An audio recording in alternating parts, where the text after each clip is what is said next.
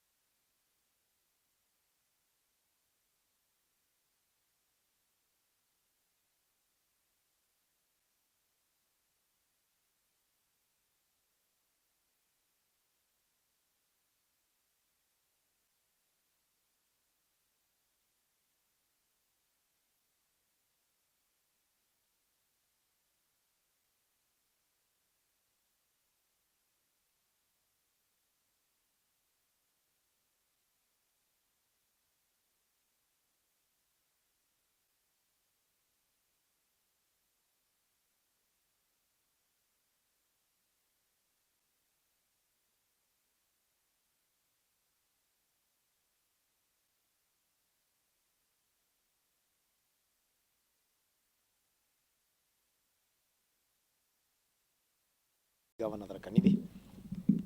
Today we are privileged to be visited by the Senate Committee on Devolution, and we are glad to have hosted them on a raft of issues. But the most critical issue that touches on devolution in THARAKA NITHI is operationalization of Kadwana County Headquarters, where we have looked at various issues that are impending, that actually hindering realization of very quick operationalization of the same. We have had a very fruitful discussion. One of the issues that has come up is the fact that the country headquarter main block of administration that is supposed to house the county employees has stagnated since 2015.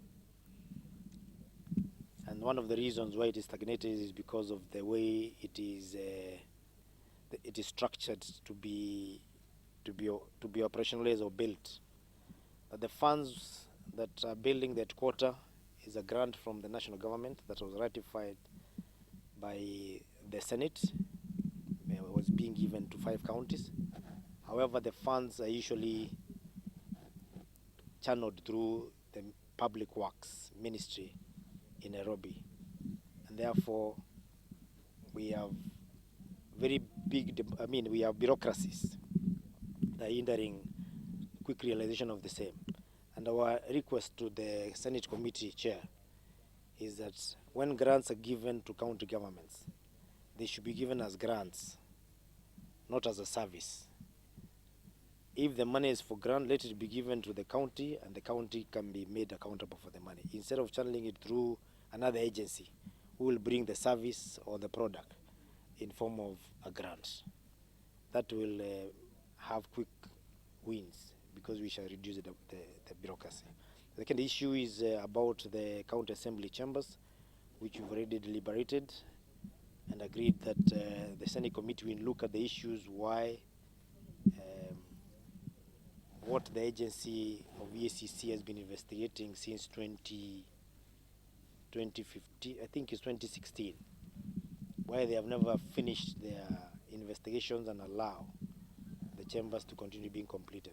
As a county, we have agreed with the county leadership that we cannot go on with building a chamber that is bigger than the National Assembly and the Senate, but we shall resize that assembly chamber to fit the cost that we can be able to afford as a county, and also to fit the needs of our lean county. We are not building county chambers with a notion that in the future the THARAKA NITHI county will grow into 60 wards. When that time comes, there will be people that time to build county assembly chambers for 60 wards. Right now, we want to take care of 24 MCAs, 25 maximum, because most of the ones who are usually elected at the moment around 15, and I don't see them in the future going beyond maybe 20 or so wards for now. THARAKA NITHI is one of the counties where we have very low allocation by the national government, and therefore prioritizing projects to ensure that we fit into the lean budget and the lean allocation of funds that we normally have will ensure that there is enough or almost enough for every sector, instead of just putting everything in one department. The issue of the county commissioner and the team being made comfortable to settle in THARAKA NITHI county headquarters Kadwana. Yes, the block is ready, but we would wish that the national government speed up the process, ensuring that they have allocated funds to build the residence for not only the county commissioner, but also all the other departments, including the police, that accompany the county commissioner to the headquarters. As a county, we have dedicated and committed that we are going to provide or allocate land, which we already done, to the county commissioner's residence. We are willing to do the same for all the other departments, like we have done with judiciary, we have done with lands, and all the other departments. I like the challenge that will be given by the Senate. I think it particularly came from Senator Mbogua and also the chair and Senator Topiko, that the county cannot grow just by building houses. We need to have investments by investors that can attract people here.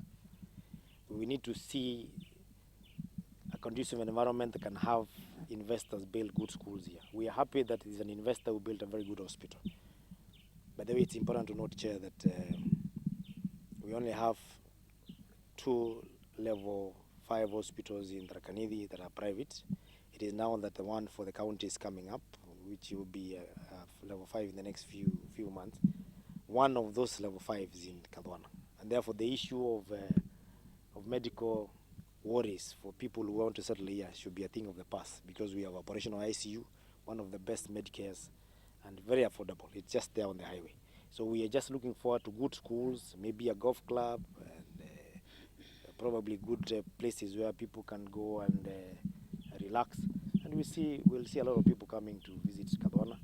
We are happy that we operate in a place which has got good weather throughout the year, and therefore there are no issues of extreme weathers that can make people feel they are going to have seasonal homes. So, Chair, welcome, and thank you for your intervention. And we are also glad to benefit from your visit initiated by our Senator Mwenda Gataya, who was one of us. I think he has started on a very good note. We can only look for better things in the future. Karibu, Chair. Thank you. Members of the Fourth Estate, I'd like to thank you for being here, but also to thank the people of THARAKA NITHI, beginning with their Senator, Mwenda Gataya, who first raised an issue about the operationalization of Kadwana as the headquarters. As the Committee on Devolution and Intergovernmental Relations, we were concerned that 10 years down the road, we would have a headquarters that has not been operationalized. We have had occasion to speak to the County Assembly. We have spoken to the Governor. We have had the County Commissioner speak, and we are confident that this issue will actually be resolved, because we have confirmed that we don't have what we might have thought are hostile intergovernmental relations that might hinder dealing with this issue. But we have a few things here and there which will require that we sit together in the spirit of Article 6 of the Constitution to have consultation and cooperation to fine-tune areas that we may not have done well. For instance, the issue the Governor raises about conditional grants from the national government. I think when we meet the national government officials in charge of devolution, including Deputy President, when we meet ministers in charge of some of the infrastructure, we will be putting it to them that maybe it is best to work with conditional grants being provided to county governments so that they deliver on their functions, instead of having national government actors attempt to implement county functions just because the funds have come from national government. I believe it's a conversation we can have that will go well, and we are also asking all actors, County Assembly, county government, national government, to actually fast track and allocate more resources to ensure that it's not just the County Assembly that is not yet established. Even the county executive needs to grow, and the funds that are being given to THARAKA NITHI may need to be relooked at. We also need the different sector ministries in the national government to fast track and give more conditional grants, or to actually build the facilities for their officers in order to also decentralize and bring all the services in THARAKA NITHI. We've just established that more than 10 departments of the national government are actually not in Kadwana because they don't have the facilities and the infrastructure to do so. We have also pleasantly learned, because as a committee, we are interested in how they are implementing, counties are implementing the Urban Areas and Cities Act. We are pleasantly happy to report that we have learned that THARAKA NITHI has actually done a comprehensive spatial plan and will grow this country, this county and this headquarters in a methodical, stepwise manner. And I'm glad, Governor, that you've gone that way, because you can't just grow a town. You must plan around the infrastructure of growing a town. And I'd like to congratulate you for doing that. On behalf of my colleagues, I'm very grateful to the people of THARAKA NITHI, but would like to have the Home Senator say one word before we finalize. Thank you, Madam Chair. Thank you, Madam Chair. Thank you, Madam Chair Kadimuma. As you can see, we are at the Governor's residence. This is a committee on devolution from the Senate. This is a follow-up to the issue that I raised in the Senate sometimes back, I think around October. And I'm happy that we have had some very fruitful engagements. Our engagements have been very advisory, very informative. We have been able to interact with the County Assembly of THARAKA NITHI. We have been able to interact with the Governor. And we are looking forward to engage with the County Commissioner, because we want to bring all the stakeholders together, because we have had challenging issues to do with the county headquarters, Kadwana. And we have had a serious stalemate.